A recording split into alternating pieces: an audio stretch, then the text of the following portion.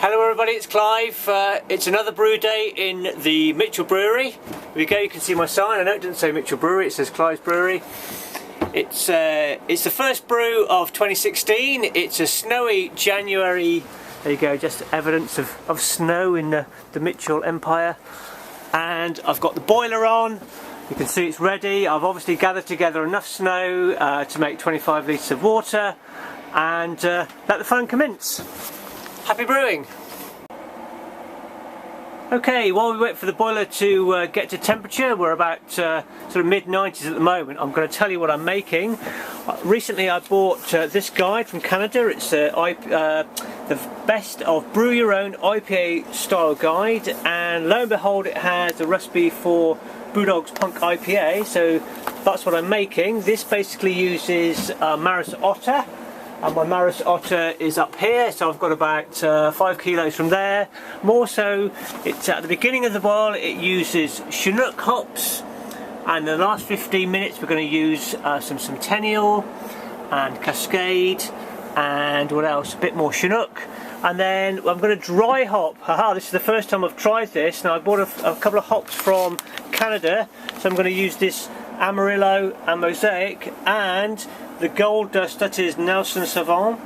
This was quite expensive. This cost me about £7 this packet, so it's quite expensive. This is from New Zealand.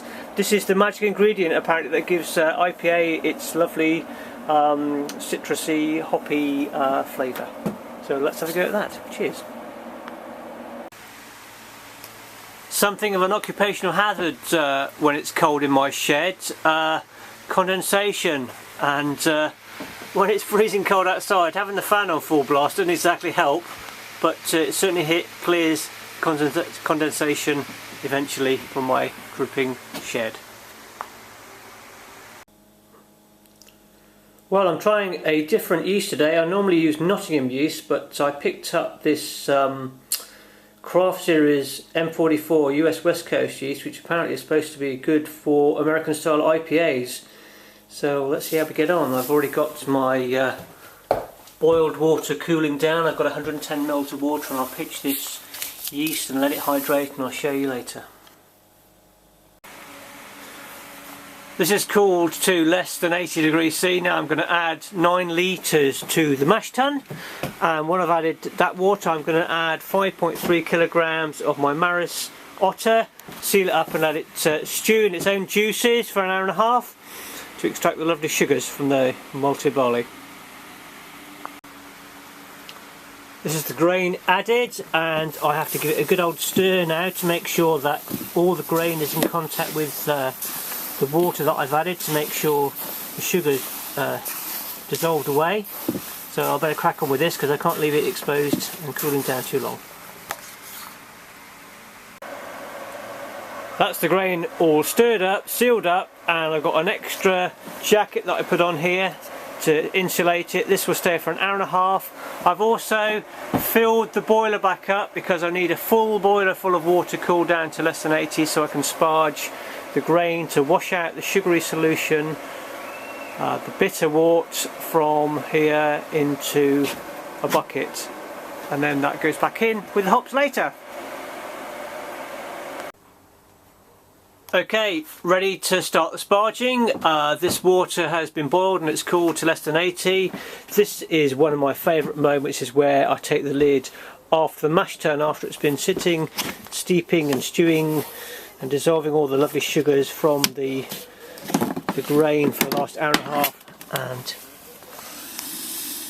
oh, that's lovely, the lovely malty Ovaltine smell of that grain. I just run a bit off as normal. If I run a bit off from here, this first flush of solution will have quite a bit of fine material, fine particles entrained in the water. I'm going to run it off, then I'll tip it back in the top here, and this will act as a filter bed to capture those particles, so just to try and help clarify the end product. This will then run through. I will then start sparging, so I'll do that in a minute. Here we go, this is the start sparging process. What you can see here, I've got the fine rose from a watering can, which I've connected to this pipe, which is then onto the tap, and I'll then pop that in there. What I do if I put this on, and you can see that I get a nice fine spray that comes at the bottom here, and I'll play this across, and I've got all this in here. This will then drain through here, washing all the sugar from this malted barley into this solution here. Sparging's finished, and here we go. We've got a couple of containers. This is the second flush, which is a bit weaker. This is the first flush material, which has got a lot more sugar. This will go. I'm just going to put this back now into the boiler. The sparging took about 20-25 minutes. This is roughly mid-50s, 56 degrees centigrade. This has got to come back up to the boil, and that's when we'll add the hops. Nice and quiet in the Mitchell brewery, which is not a good thing because the boiler has cut out, and it means that sugar is coated onto the heating element. I'm going to have to empty out this 90 degrees centigrade sticky sweet solution into another container and clean the element. So all fun. Oh dear, emptying out the boiler because the elements stopped heating up. So this is cooling down my beer when I don't want it to be. You can see quite clearly why the heating element has cut out. Can you see that? See, there we go. That's coppery is what it colour is what it should look like. That sort of like pale stuff coating it is sugar basically from the bitter wort. So it's gradually crystallised out, and then I assume it just thinks it's reached temperature because it's, I don't know, for whatever reason, and it just cuts out. So I need to scrub that off and start again and put it all back in again. Here we go, that's better, that's how they should look. Let's get this show on the road again. Well, there you go. That didn't take me too long. The critical thing is though, I've lost about 15 degrees. It was at about just over 90, it's back down to about the mid-70s now, so it's going to have to heat up again, so hopefully that won't take too long. I'll just turn the fan back on again, blow the steam out the door, sorry, and hopefully we're back on track. If you've ever wondered what on earth do I do with all of that spent grain, well, I've got over 5 kilograms of this soggy mess here, and you can see what I have to do. I have to excavate it out of the mash tun. I've got this big drainer, this strainer thing, which I then have to let it drain out, and then put it into a plastic bag. And you can see even at this stage I've still got it suspended over a box, because I've discovered that overnight if you leave one of these things you get a big puddle of stuff which comes out, so you have to try and drain it all out as much as possible. So it's a bit of a pain, and to be honest there's nothing else that I found that I can do with it other than chuck it away. When you hear of people saying, oh yes, I'll make malt cookies, and if you're lucky enough to live near somebody who's got pigs or a chicken or something, apparently they quite like them, so but I don't, so I end up chucking it away. We're at 100 degrees. I've got 10 grams of Chinook, that's the first edition. Here we go, the hops. It's not much actually. So let's add that in and give them a bit of a stir. And then, oh, they smell lovely. And they'll be in there for the duration of the hop boil for an hour and a half, and then I'll add more hops in the last 15 minutes of the hop boil. Lovely. It's the last 15 minutes of the boil, and I've got the next hop addition. Here we go. I've got 28 grams of Centennial to go in now, and I better crack on and get the rest in, so there's another couple of additions to go.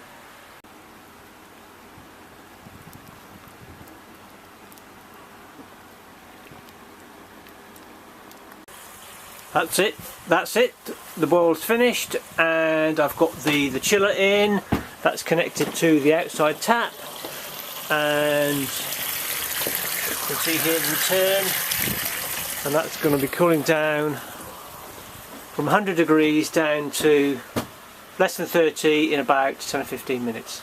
It's pretty remarkable. The bitter water is now ready to be transferred from the boiler. It's less than 30 degrees C, and I'm going into the primary fermentation bin, and I'm going to then take this inside and pitch the yeast. And this time I'm actually going to do some dry hopping, and I'll tell you about that in a little while in the video. Well, this is a new one on me. I'm going to have a go at dry hopping. I've got my hops, I've got my Nelson Sauvin, my Amarillo and my Mosaic. But importantly, what I've done, I have a fine muslin cloth bag here, which is boil sterilised, and there's a clip. Inside this muslin bag is also a bolt which has been sterilised as well, because apparently when you put the hops inside the muslin bag and seal it up, if you don't weigh it down, it will just float to the surface. So I've added a bolt so it will sink to the bottom of the primary fermentation. So here we go. Good luck me. The other different thing today is that I'm going to actually be using some hop pellets. Can you see those? Like rabbit food actually. So let's... another experimentation. Well, here's my bag of hops ready to be added to the primary fermentation bin. It was a little bit of a messy process putting that in there, but never mind. Here we go. Here's the primary fermentation indoors. I've got my dry hops ready to be added, so let's just add those.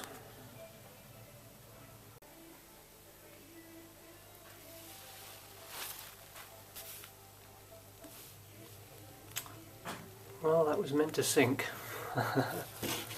Looks like my bolt isn't heavy enough. Just sink it to the bottom. Let's just swish it about a bit, see if it will sink. A little bit resistant to sinking.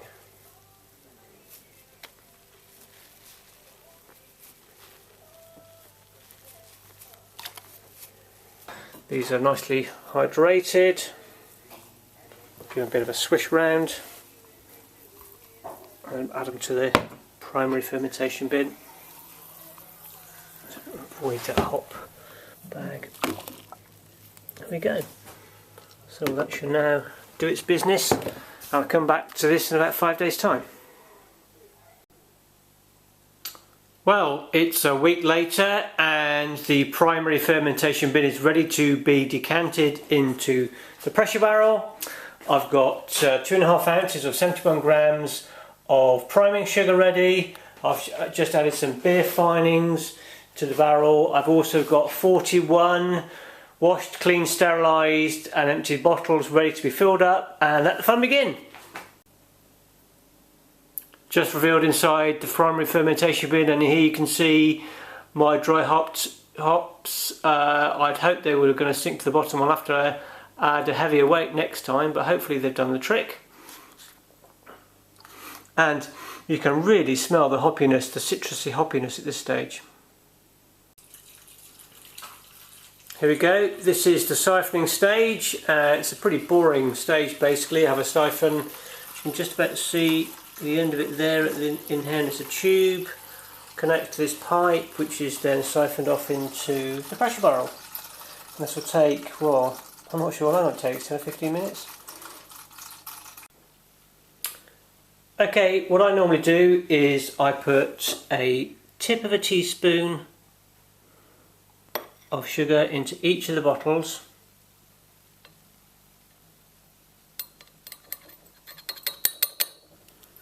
And then top them up with beer. Now, I don't top them all the way up to the top. I top them up to about here. You're supposed to leave a little bit of a gap. This gap is called the ullage, and that's supposed to help with the secondary fermentation that goes on in the bottle. I'm not entirely sure why, but apparently that's what you do. So that's what I do. Here we go, 41 bottles of Punk IPA bottled up. Had a few fun and games. The tap on my pressure barrel snapped, had a bit of a flood, but all good now. So cheers guys, see you later.